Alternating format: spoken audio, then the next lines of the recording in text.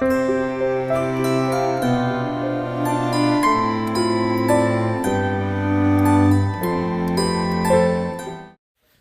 and welcome to my channel, everyone. Today I have this fun bird on a branch.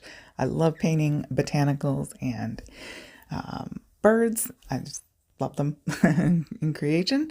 And I'm again on Strathmore toned gray paper.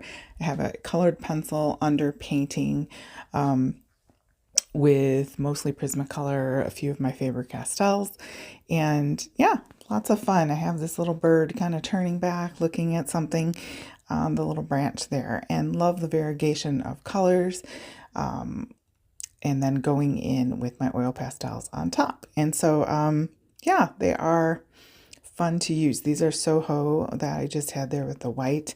Soho oil pastels are very, very creamy, so I tend to use those only on top, but I wanted to get a good strong white going to help me out there. And I've got my Mungio and my Paul Rubens. You can kind of see that purple one at the top there of the screen, and yeah, lots of fun. Oil pastels are very satisfying to work with. They have texture, creaminess. They work well with other media.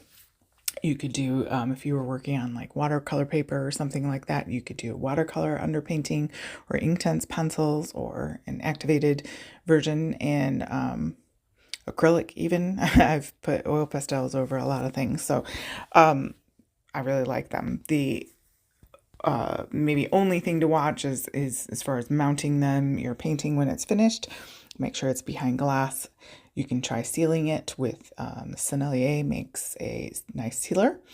And yeah, just lovely. I love working with them. They are affordable too. You can get decent oil pastels, excuse me, for a very decent price. So I would say the most expensive ones, I only have one set of Senneliers, and those are my iridescents, but they are beautiful and they add just a lovely shimmer.